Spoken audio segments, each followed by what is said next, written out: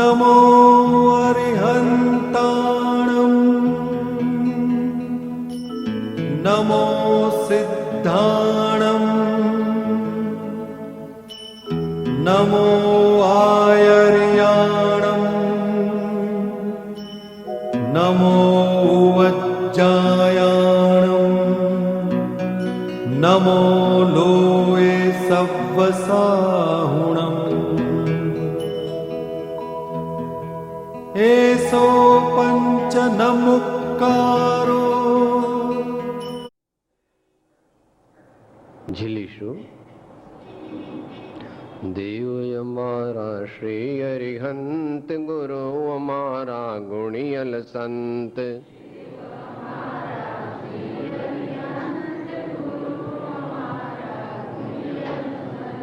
देव अमारा श्री अरिहंत गुरु अमारा गुणियल संत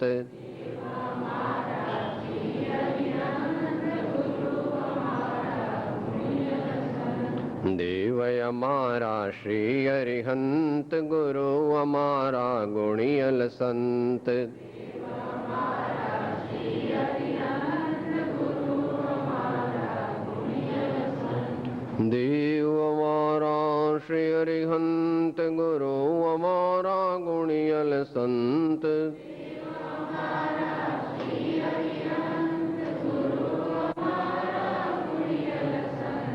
देव अमारा श्री अरिहंत गुरु अमारा गुणियल संत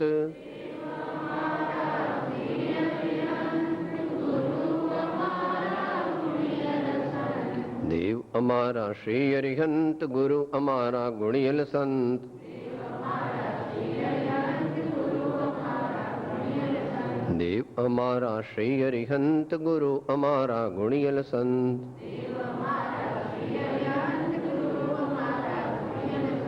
देव अमारा श्री अरिहंत गुरु अमारा गुणियल संत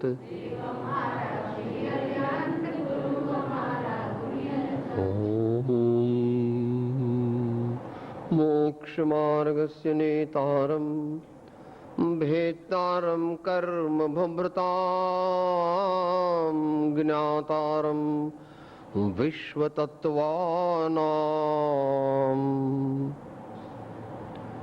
वन्दे तद्गुणलब्धये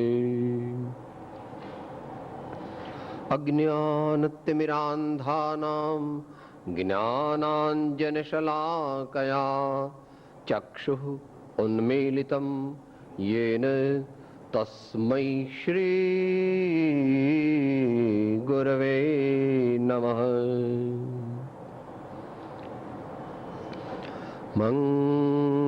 मंगलमय मंगलकरन् वीतराग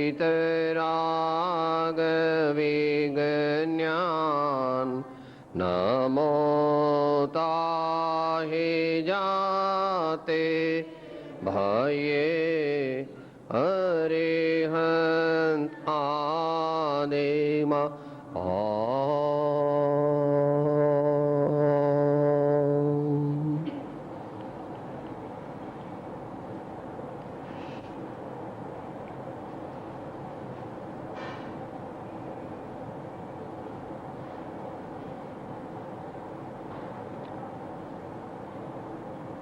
સત્સંગની સભામાં આજે સ્વાધ્યાયનો વિષય સવારના અનુસંધાનમાં ચાર તત્વોનું અવલંબન અને તે દ્વારા આત્માની વિશુદ્ધિની વૃદ્ધિ, ચાર ભાવનાઓ આપણે ટૂંકમાં વિચારી ગયા હતા. ચાર અવલંબન આપણે વિચાર્યા હતા. પરમાત્મા સર્વજ્ઞ પ્રભુ તે એક અવલંબન, જ્ઞાની ધ્યાની તપસ્વી ધર્માત્મા તે બીજું અવલંબન,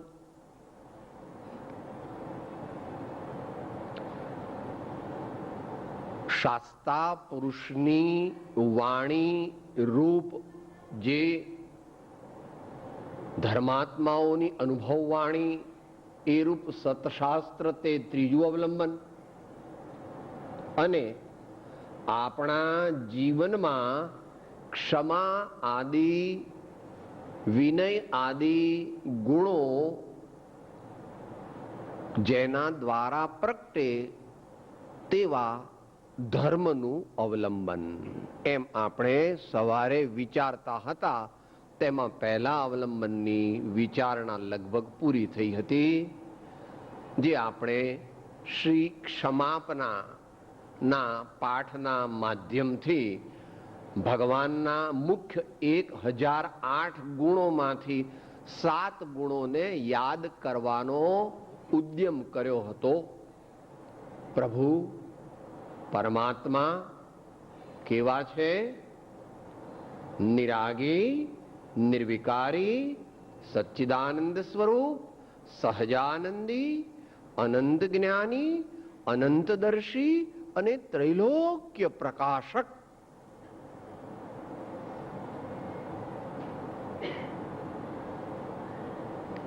આપણને આવું સાંભળીને કઈ મનમાં થાય છે ખરું?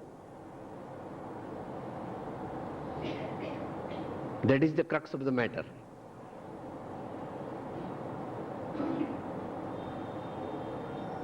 પરમાત્માના ગુણોનું સ્મરણ કરતા જેને રોમાંચ ન થાય તેને હજુ સંસારનો કિનારો દૂર છે. પરમાત્મા સદગુરુ ધર્માત્માઓના અલૌકિક ગુણોનું સ્મરણ થતા જો આપણા ગાત્ર પુલકિત ન થાય, આપણું હૃદય ભરાઈ ન જાય, હૃદયમાં પ્રેમનો ફુવારો ન ઉડે, તો સમજવું કે હજુ આપણે ધર્મ સંસારનો કિનારો ઘણો દૂર છે. વિચારવું.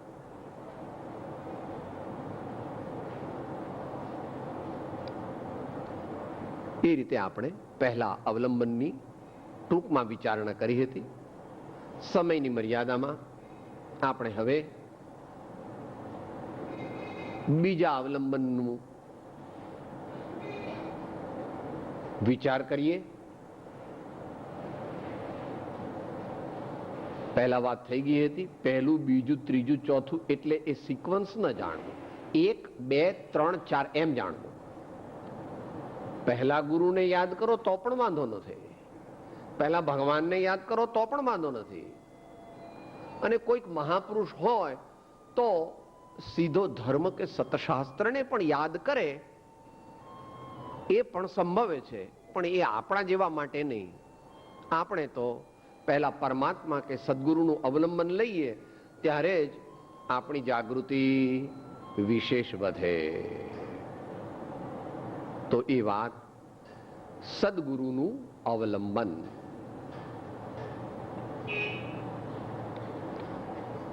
કોઈ વસ્તુનું અવલંબન લેવું હોય તો પ્રથમ એનું સ્વરૂપ જાણવું જોઈએ.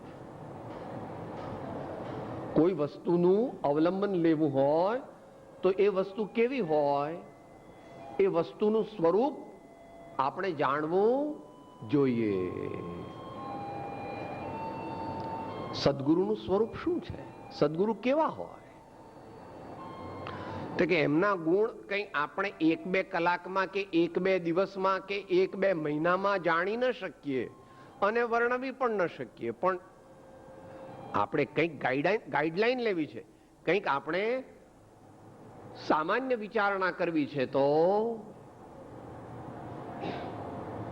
જેમના હૃદયની અંદર શુદ્ધ આત્મા પ્રકાશ્યો હોય, આત્મજ્ઞાન થયું હોય, આત્મ અનુભવ થયો હોય, દેહથી ભિન્ન જ્ઞાનાનંદ સ્વરૂપ એ જેને ભાસ્યું હોય, ફીલ થયું હોય, સંવેદનામાં આવ્યું હોય, અંતરંગ શ્રદ્ધામાં આવ્યું હોય, એ છે સદગુરુનું એક મુખ્ય લક્ષણ. વળી કેવા છે? સર્વ જગતના જીવો સાથે જેમને પ્રેમ ભાવ, મૈત્રી ભાવ, વાત્સલ્ય ભાવ છે. આ મારું, આ તારું, આ મોટા, આ નાના, આ ગરીબ, આ પૈસાવાળા, આ ઘરડા, આ જુવાન, આ ગોરા, આ કાળા, આ નાના, આ મોટા,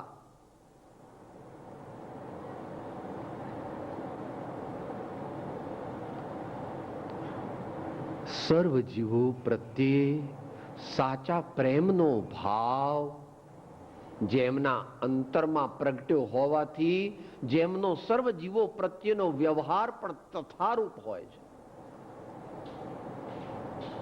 વળી કેવા છે? નો સેલ્ફિશ મોટિવ્સ ઇન લાઈફ, નિસ્પૃહ, નિસ્વાર્થ, નિસ્પૃહ અને નિસ્વાર્થ. એમને અંગત વ્યક્તિગત કાંઈ જોઈતું નથી. रोटी दाल जरूरत है मगर वो मिल जाएगी ऐसा विश्वास होता है. रोटी दाल उसको भी चाहिए मगर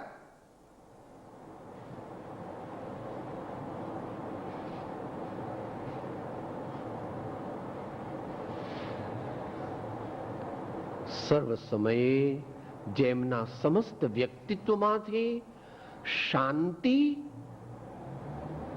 પ્રસરી રહે છે. Emanation of real peace and bliss from his personality. ગુજરાતના આદિ કવિ એનું વર્ણન કરે છે. શાંતિ પમાડે તેને તો સંત કહીએ, શાંતિ પમાડે તેને તો સંત કહીએ, શાંતિ પામ્યા છે તેને તો સંત કહીએ. કેવું છે એમનું સ્વરૂપ? પોતે શાંતિ પામ્યા છે, બીજાને શાંતિ પામવાનું નિમિત્ત બની શકે છે. અને છેલ્લે પોતે પ્રાપ્ત કરેલા આત્મજ્ઞાન આત્મ સમાધિનો માર્ગ સહજપણે સુપાત્ર જીવોને બતાવે છે. પોતાને પ્રાપ્ત થયેલો આત્મજ્ઞાન આત્મ સમાધિનો માર્ગ જેવો બીજાઓને પણ, બીજા સુપાત્ર જીવોને પણ બતાવે છે.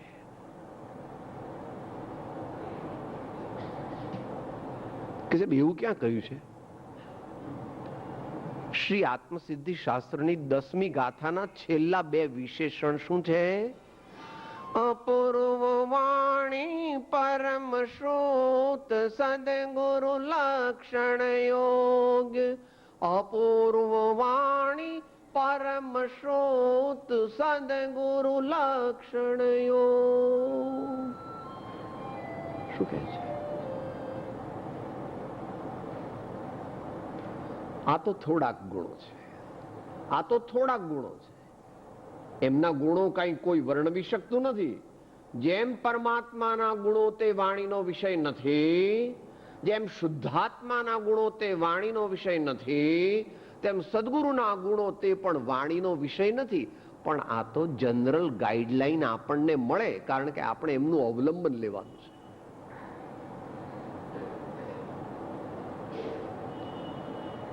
આપણે એમનું અવલંબન લેવાનું છે. માટે જાણવું કોનું અવલંબન લવું, કોનું અવલંબન લવું? તો કે આવા જ્ઞાની, ધ્યાની, તપસ્વી, સહજ આનંદી એવા ધર્માત્માનું અવલંબન લેવું. સવારે આપણે બોલી ગયા હતા અંતિમ સંદેશથી.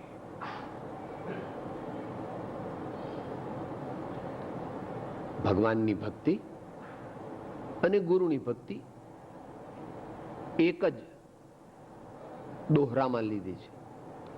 ઉપાસના જીન ચરણની અતિશય ભક્તિ સહિત મુનિજન સંગતિ રતિ અતિ મુનિજન સંગતિ રતિ અતિ સંયમ યોગ ઘટી સંયમ યોગ ઘટી.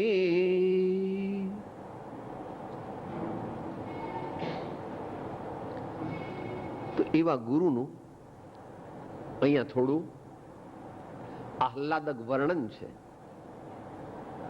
ઘણા ભાઈઓએ વાંચ્યું હશે.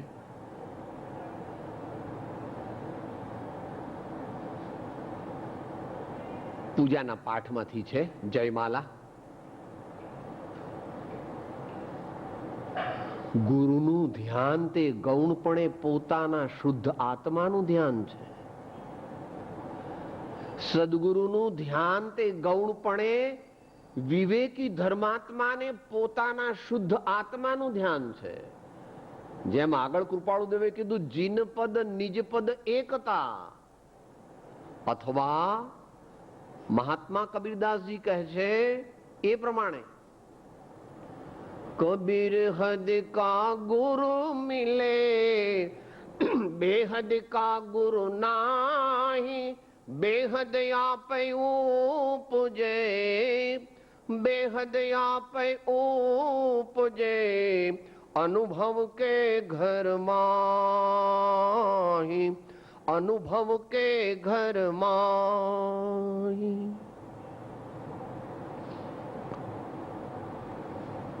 કૃપાળુદેવનો જે આપણે મંગળાચરણ બોલીએ છીએ એમાં એમણે તો એનાથી આગળ લઈ ગયા છે.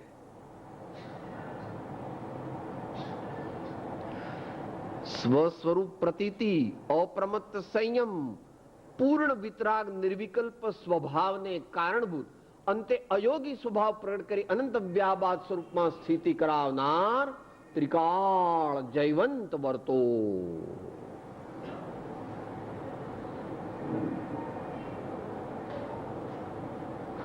પણ આપણે ભગવાનને પણ જાણ્યા નથી અને માન્યા નથી. સદગુરુને પણ જાણ્યા નથી, માન્યા નથી. સદધર્મને અને સતશાસ્ત્રોને પણ જાણ્યા નથી અને માન્યા નથી. એટલે આપણને આપણા વિશે બહુ જ આખો દિવસ મોટા મોટા વિચાર આવ્યા કરે છે મનમાં. કહેતો નથી કોઈને, પણ તારા હાવભાવ પરથી સમજી જઈએ.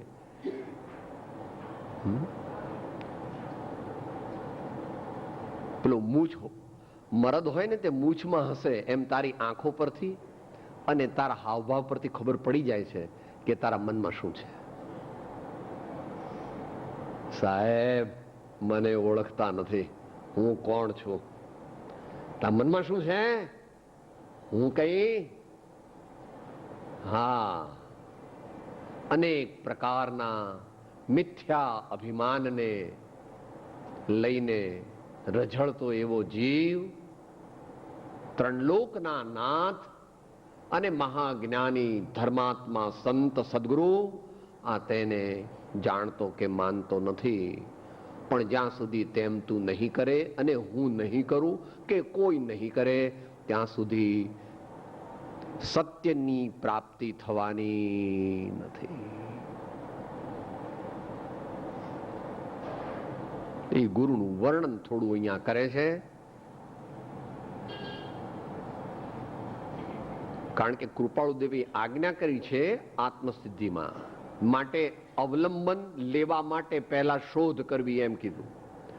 આત્મસિદ્ધિ આત્માર્થી લક્ષણની ચોથી ગાથામાં હેમ વિચારે અંતરે શોધે સદગુરુ યોગ કામ એક આત્માર્થનો બીજો નહીં મન રોગ.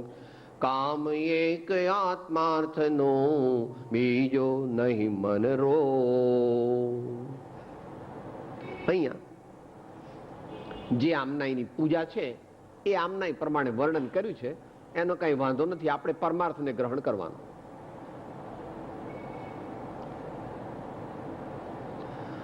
हे गुरुवर शाश्वत सुख दर्शक यह सहज स्वरूप तुम्हारा है जग की नश्वरता का सच्चा दिग्दर्श कराने वाला है। जब जग विषयों में रच पच कर गाफिल निद्रा में सोता हो, अथवा वह शिव के निष्कंटक पथ में विषकंटक बोता हो। આટલું લઈએ પહેલા.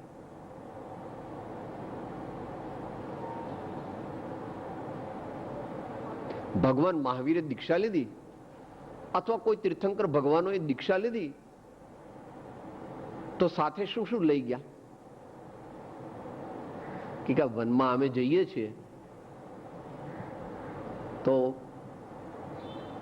થોડો લોટ લઈ જઈએ, કઈ ચંપલ બૂટ લઈ જઈએ, થોડા 1-2-4 જોડ કપડા લઈ જઈએ, પાછા મેલા થાય તો નાવા ધોવામાં કામમાં આવે, કદાચ ઠંડી લાગે તો 1-8 શાલ લઈ લઈએ, વળી કઈ તબિયત બગડે તો બેઝિક મેડિસિન્સ પણ લઈ લઈએ, બધું લઈ લઈએ. ભગવાને એવું કઈ લીધું નહોતું. મુનિ કેવા? આચાર્ય કહે છે જેવા માએ જન્મ્યા તેવા. મુનિ કેવા? જેવા માતાએ જન્મ્યા. ભાઈ આપણે માતાનો જન્મ આપણો થયો ત્યારે બૂટ સૂટ બધું પહેરીને આવ્યા હતા, હેટ બેટ પહેરીને આવ્યા હતા? હે, આચાર્ય મહારાજે જે શબ્દ વાપર્યો છે બહુ સૂચક છે, ગંભીરપણે વિચારવા યોગ્ય છે. જથા જાદ રૂવ ધરો. આપણને ગુરુજનો સાંપ્રદાયિક લાગે છે. સાચા ગુરુ સાંપ્રદાયિક નથી. સંપ્રદાયમાં હોય પણ સાંપ્રદાયિકતા એમનામાં ન હોય. કોઈ એક પદ્ધતિને અનુસરે એટલે કોઈ કે ભાઈ આ તમે દિગંબર છો, તમે શ્વેતાંબર છો, તમે સ્થાનકવાસી, તમે અમુક તમુક છો, વૈષ્ણવ છો, તમે આ સંન્યાસી છો, આવા અમુક છો. જાતિ પાતિ ન પૂછે કોઈ, હરિકો ભજે સો હરિકા. સંતોને એવું કઈ છે નહીં, પરંતુ આપણી બુદ્ધિ સાંપ્રદાયિક હોવાને લીધે આપણને ગુરુજનોમાં અને ગુરુજનોના વચનમાં પણ સાંપ્રદાયિકતાના દર્શન થાય છે. પણ એમાં એમનો દોષ નથી, પણ આપણી બુદ્ધિનો દોષ છે. એટલે એમણે શું શબ્દ વાપર્યો? જથા જાત રૂપ ધરો. એટલે યથા જાત રૂપ ધરો એટલે જેવા માએ જન્મ્યા તેવું રૂપ તે મુનિ ધારણ કરે છે. કારણ કે તેમને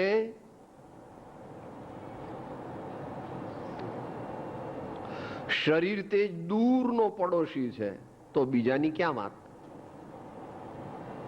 સાચા મુનિ હોય એમને શરીર કે ભાઈ આ ત્યાં શરીર છે એટલે શરીર પ્રત્યે મમતા નથી. શરીર પ્રત્યે મમતા હોય તો મુનિપણું હોય નહીં. સાહેબ બહુ ભૂખ લાગે, જલ્દી જલ્દી હું ભિક્ષા લેવા દોડું, કે એવું ન હોય.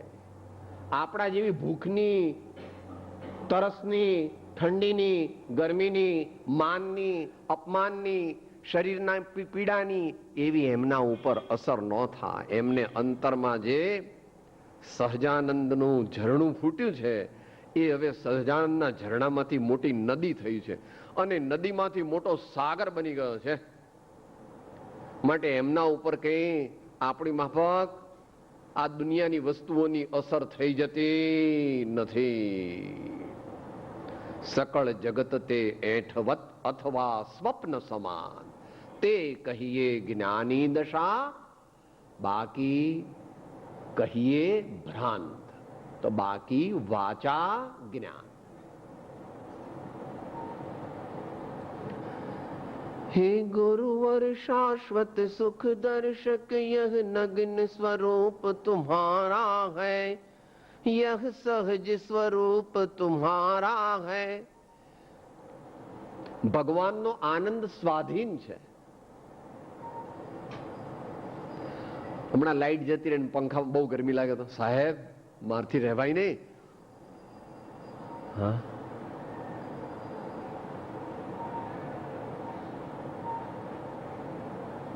ઘડીએ ને પડીએ પર વસ્તુઓ ઉપર જ આપણે અવલંબિત છીએ. પ્રત્યેક ક્ષણે પર વસ્તુનું અવલંબન લઈને જીવન જીવીએ છીએ. પણ તરત પાછા સવારે શું બોલીશું? પર વસ્તુમાં નહીં મૂંઝવો, એની દયા મુજને રહી. પણ બોલવા માટે યાદ નહીં રહે કઈ.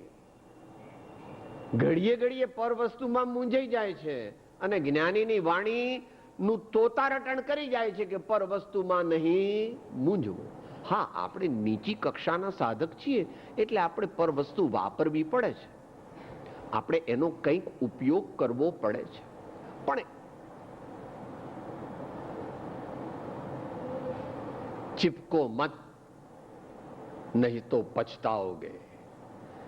ચિપકો મત, नहीं तो पछताओगे. यह राग आग दहे सदा, तातै समामृत से ये. चिर भजे विषय कषाय, अब तो त्याग निज पद बेये. कहा रचो पर पद में न तेरो पद, यह क्यों दुख सहे. अब दौल हो सुखी स्वपद रच, दाव मत चूको यह.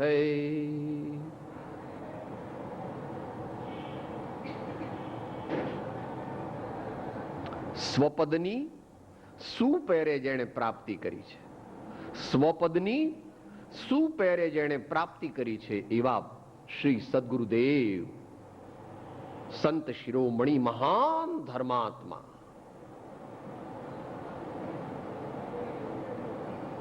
આચાર્ય દેવ પણ એવા સદગુરુ મુનિને વંદન કરે છે.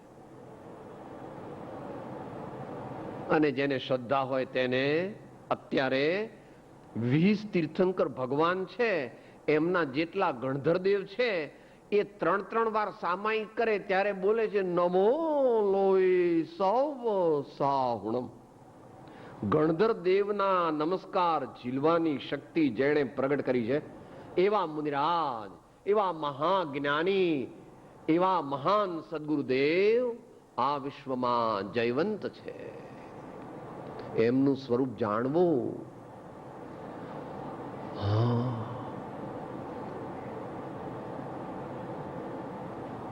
પ્રતિક્ષણ વિચારવું.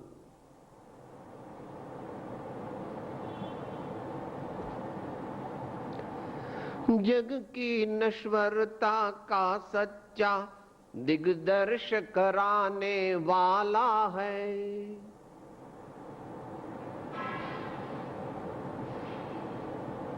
આ દુનિયામાં, આ વિશ્વમાં કાંઈ પણ સાર છે નહીં.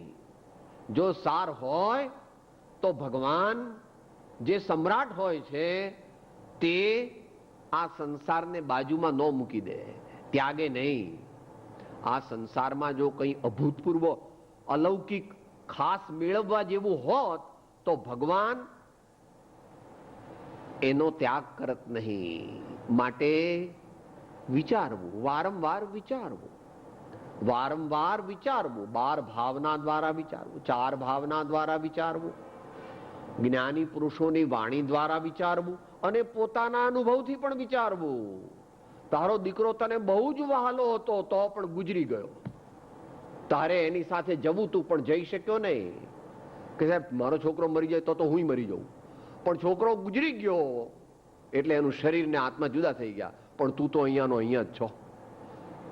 હા, જ્ઞાની જરા ધૂન બોલીએ વર્તમાનમાં. તમે કહો સાહેબ તમે બધી શાસ્ત્રની વાત કરો છો કે ના? કોઈ કોઈનું નથી રે, કોઈ કોઈનું નથી રે, કોઈ કોઈનું નથી રે, કોઈ કોઈનું નથી, કોઈ કોઈનું નથી રે, કોઈ કોઈનું નથી રે, કોઈ કોઈનું નથી રે, કોઈ કોઈનું નાહક ના મરે છે સૌ મથી મથી રે, કોઈ કોઈનું નથી રે. નાહક ના મરે છે સૌ મથી મથી રે, કોઈ કોઈનું નથી રે.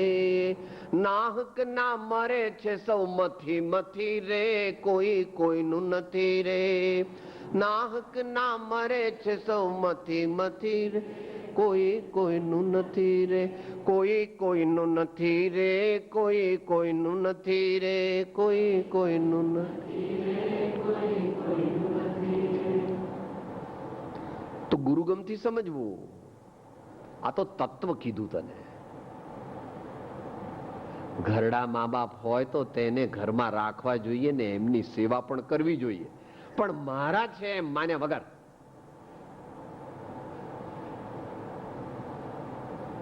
દુકાનેથી થાકીને આવેલા પતિની યથાયોગ્ય સેવા કરવી જોઈએ, અને બંને જણા સર્વિસ કરતા હોય તો પત્ની અને પતિએ બંને ભેગા થઈને કામ કરવું જોઈએ.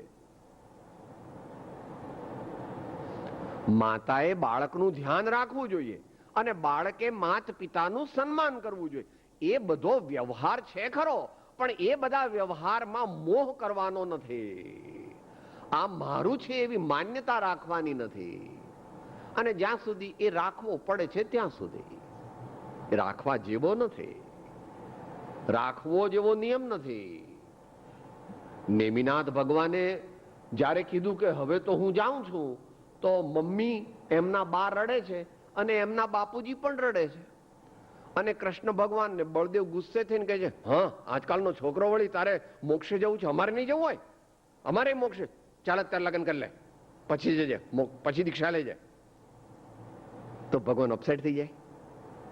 ભલે છે તો નાના હો, 22 વર્ષના, 12માં, પણ જુગ જુગના જોગી છે. તો આપણને એમ લાગે સાહેબ આટલા નાના 22 વર્ષના ભગવાન નેમિનાથ શું કહે છે? અહો અહો માતા અને પિતા, આપ મહાન ધર્માત્મા છો.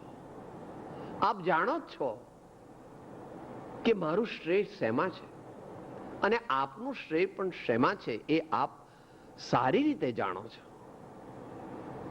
માટે મને મહેરબાની કરીને આપ રજા આપો, હું આપને વિનંતી કરું છું.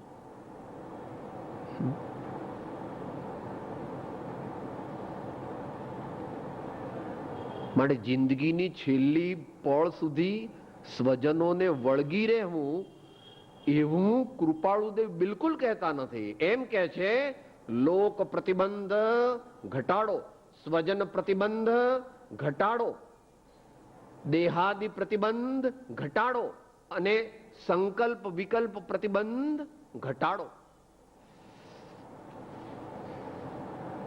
એ પણ ધૂન બોલો છો. મુંબઈમાં ન ગમે પણ તોય બોલવી, કારણ કે ન ગમે તેવું કરવું એનું નામ મોક્ષ માર્ગ. મોક્ષ માર્ગ એટલે શું? આપણને આમ ગમે નહીં એવું કરવું. આપણને ગમે શું? સાહેબ ખૂબ ખાઈ પીને એર કન્ડિશન ચાલુ કરીને ગટી ગટી કરી જઈએ. શું ગમે આપણને?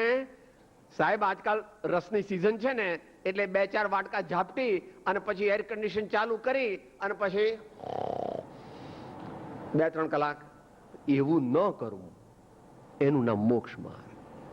જરૂર પૂરતું જમીને તરત જમ્યા પછી થોડી ભક્તિ થાય, જમ્યા પછી વાંચન થાય, પછી પોતાના ધંધા પ્રમાણે વગેરે કંઈ જે પણ હોય કામ એ પ્રમાણે થોડો વિશ્રામ કરે તો વાંધો નથી, પણ કરવા જેવો નથી.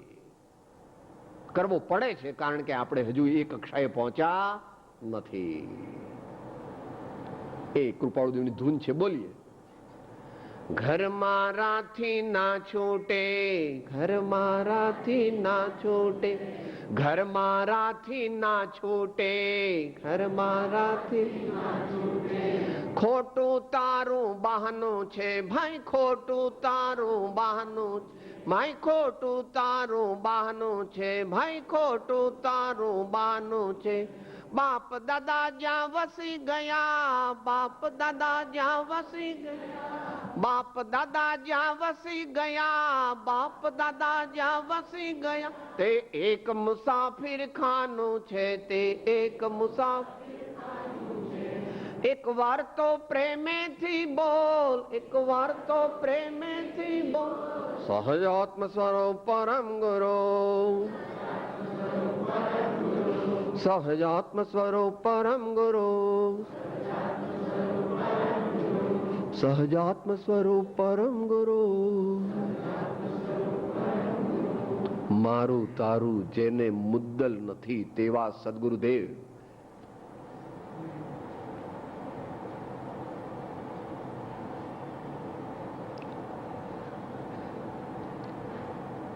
નિરંતર વિચારે કરીને મુનિ તો જાગૃત હોય. પત્રાંગ 569 શ્રીમદ રાજચંદ્ર વચનામૃત 569. પ્રમાદીને ભય છે, અપ્રમાદીને સર્વથા ભય નથી. મુનિ કોણ? આત્મામાં જે જાગૃત છે, દેહથી ભિન્ન ચૈતન્ય સ્વરૂપે હું આત્મા છું, પરમાત્માનો સેવક છું અને સર્વ પુરુષાર્થ કરીને મારે મોક્ષ માર્ગમાં આગળ વધવું છે એવી નિરંતર જેની જાગૃતિ હોય એ સાચા સદગુરુ, સાચા મુનીશ્વર, સાચા ઉચ્ચ કોટીના ધર્માત્મા છે. એટલે એમના વૈરાગ્ય વગેરેનું વર્ણન કરે છે. जब जग विषयों में रच पच कर गाफिल निद्रा में सोता हो अथवा वह शिव के निष्कंटक पथ में विषकंटक बोता हो. બીજી વાત તો સવારે આવી ગઈ હતી. આ કાળે વિઘ્ન સંતોષી જીવોની સંખ્યા ઘણી મોટી છે. માટે પોતે તો સત્કાર્ય કરતા નથી, પણ જો સત્કાર્ય કોઈ પણ કરતું હોય તો એ સત્કાર્ય અટકી જાય એવો અંદરમાં પથ્થરો નાખ્યા જ કરે છે. એવો એમનો સ્વભાવ છે.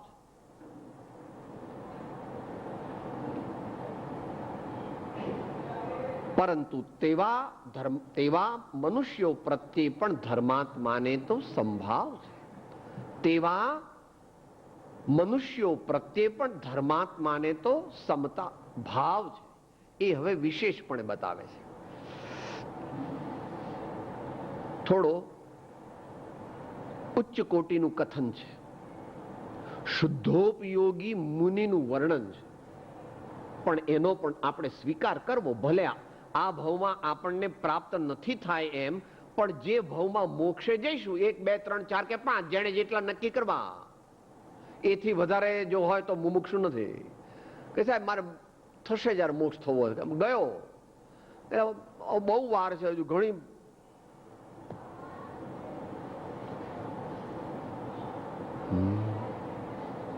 નિષદિન નયન में નિંદન આવે નર તબહી નારાયણ પાવે. તુજ વિયોગ સ્ફુરતો નથી વચન નયન યમ નાહી નહીં ઉદાસ અને ભક્ત થી તેમ ગૃહાદિક માય.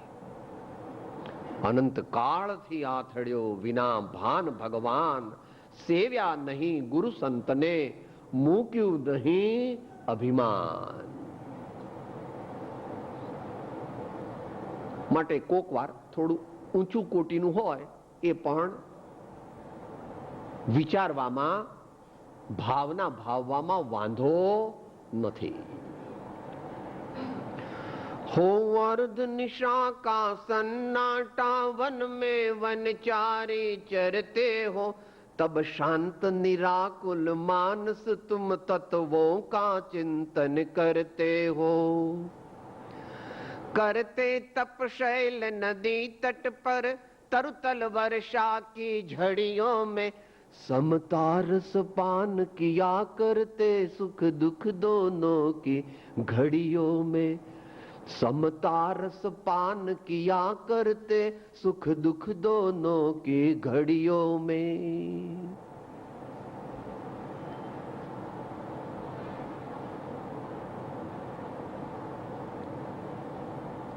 આપણે મહારાજને ગાળો દઈએ તો, આપણે મહારાજને એમ કરીએ બધા ભેગા થઈને આપણે વરાવવું જ નહીં, પછી શું થાય? આપણે બધા ભેગા થઈને એવો નિર્ણય કરીએ કે મહારાજને વરાવવું જ નહીં, તો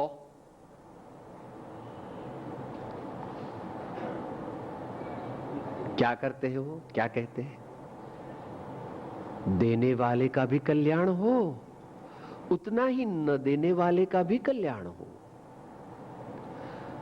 आपने आहार न देने का निश्चय किया है, मैं आज ही यहां से प्रस्थान करके अन्यत्र चला जाता हूं,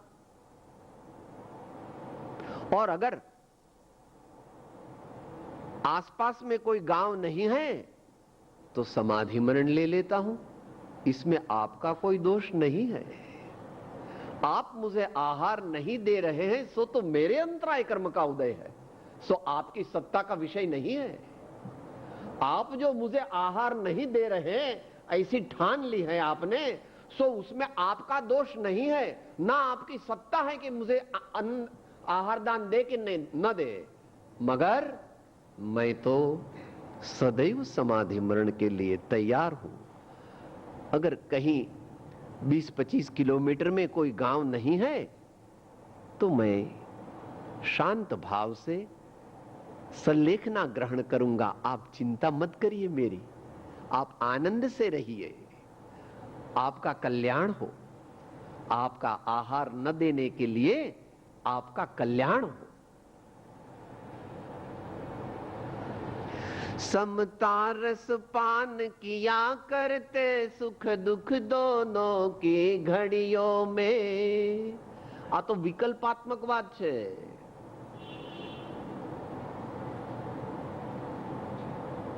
જરાક ઊંચું આવ્યું વાંધો નહીં।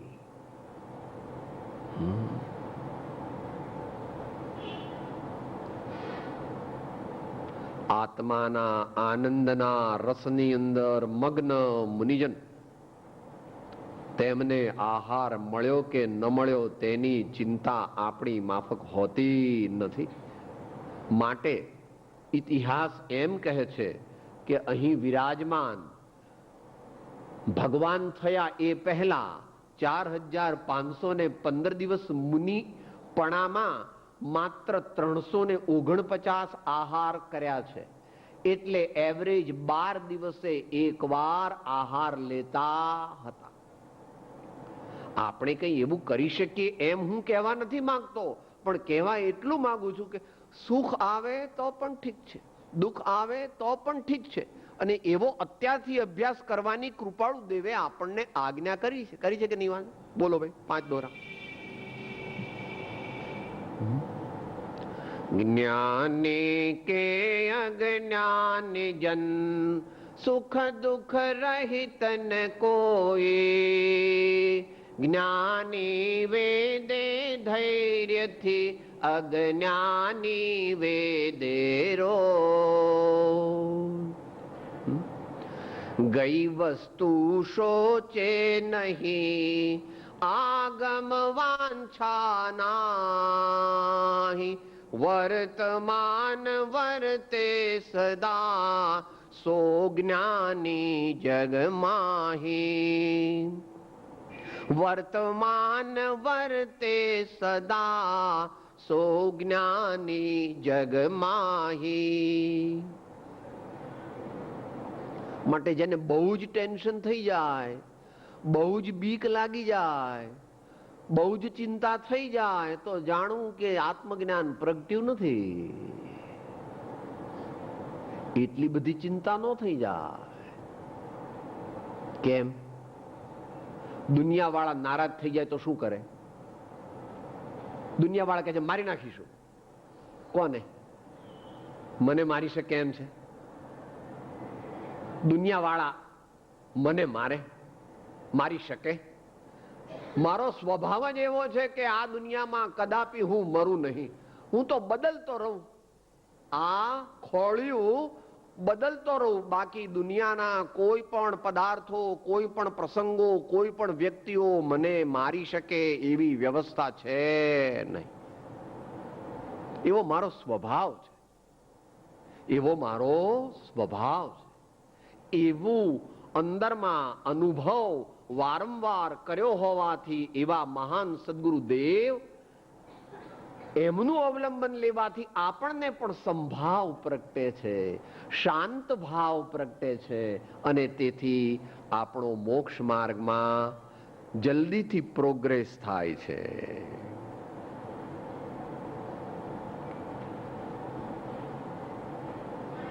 એવું પદ ભૂદરદાસજીએ બનાવ્યું છે, બહુ મોટું છે, પણ એની છેલ્લી કડી આ પ્રમાણે છે। वे गुरु चरण जहां धरे, वे गुरु चरण जहां धरे, जग में तीरथ ते,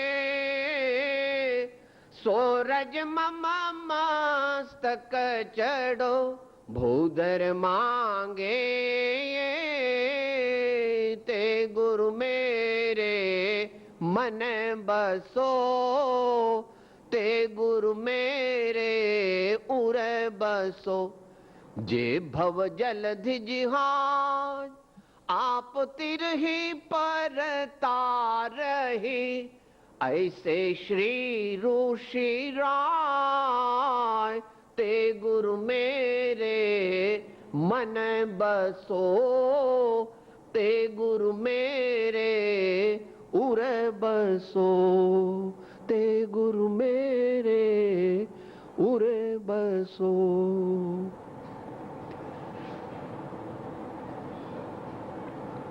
तन से मन से धन से सब से गुरुदेव की आन, स्व आत्म बसे, तब कारज सिद्ध बने अपनो, रस अमृत पावही प्रेम घनो।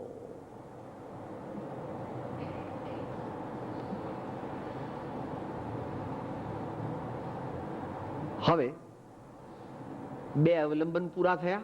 એક પરમાત્માનું અવલંબન, સર્વજ્ઞ પ્રભુનું અવલંબન, અને બીજું સદગુરુ, ધર્માત્મા, જ્ઞાની, ધ્યાની, તપસ્વી એવા મહાન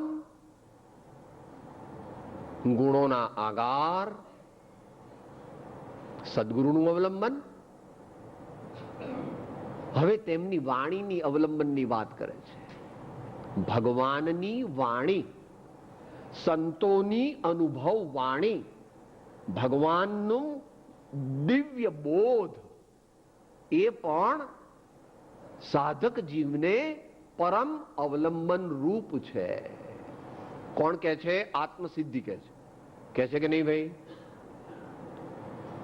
વચનામૃતમાં તો ઘણી જગ્યાએ કહ્યું, પણ આત્મસિદ્ધિમાં પણ કહ્યું અને ઉપદેશ નોંધ 15 માં પણ કહ્યું. બંને બોલો.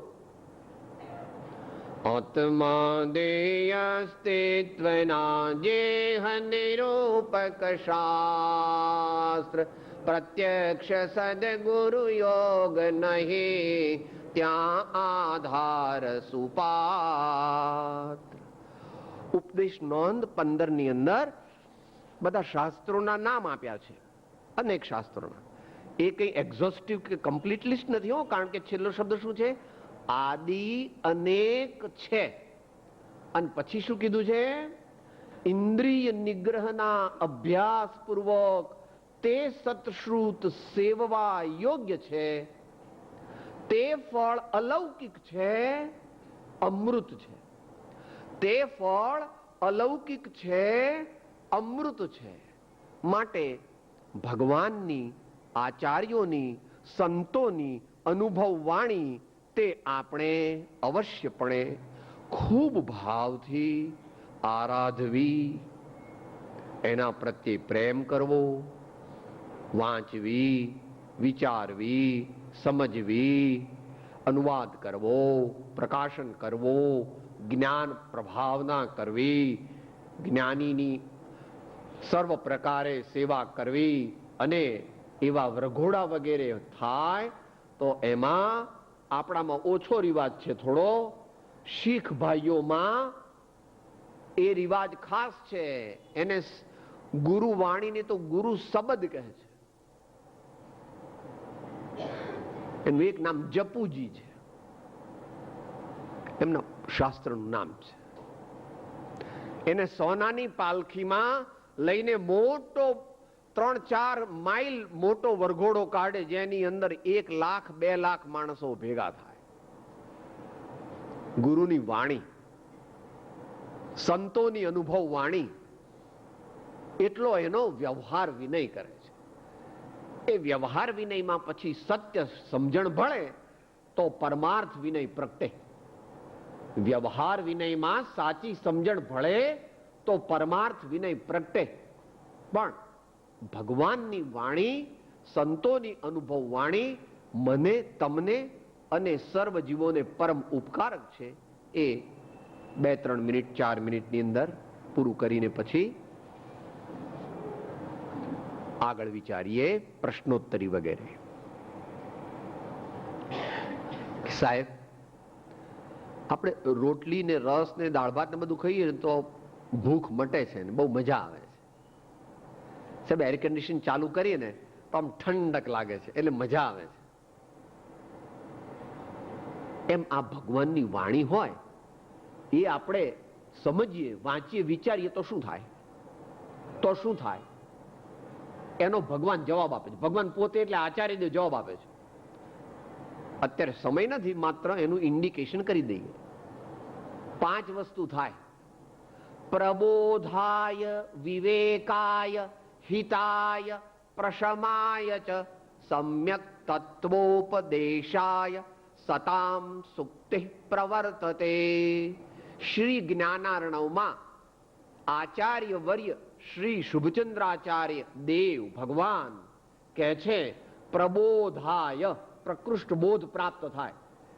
વિવેકાય, સત્ય શું અસત્ય શું, દેહ શું આત્મા શું, માતા શું પિતા શું, સ્વધન શું પરધન શું, સ્વસ્ત્રી શું પરસ્ત્રી શું, ખાવા યોગ્ય શું નહીં ખાવા યોગ્ય શું, દરેક વસ્તુનો વિવેક જાગે.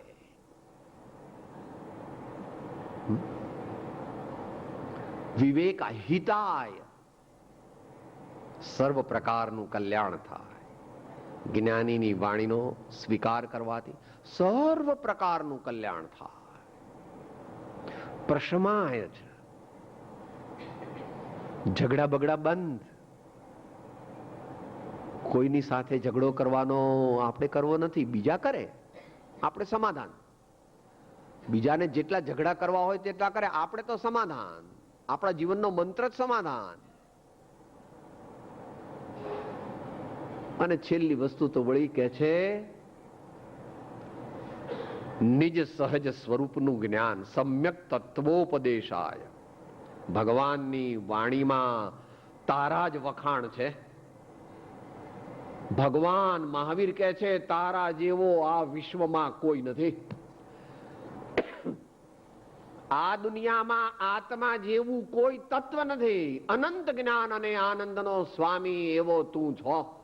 ભગવાન પણ તારા વખાણ કરે છે, પણ તું કહે છે સાહેબ મારે તો બીડી 4-5 હોય તો જોઈએ, સાહેબ મારે તો આ લોકો સાથે ને સાથે હોય તો જ હાલે, નહીં તો એક ડગલું ન હાલે, મારે આવું જ ખાવા જોઈએ, મારે તો હા હું તો નમાલો પાપી છું, દુષ્ટ છું. અરે પણ ભગવાન કહે છે તું સિદ્ધ સમાન છો.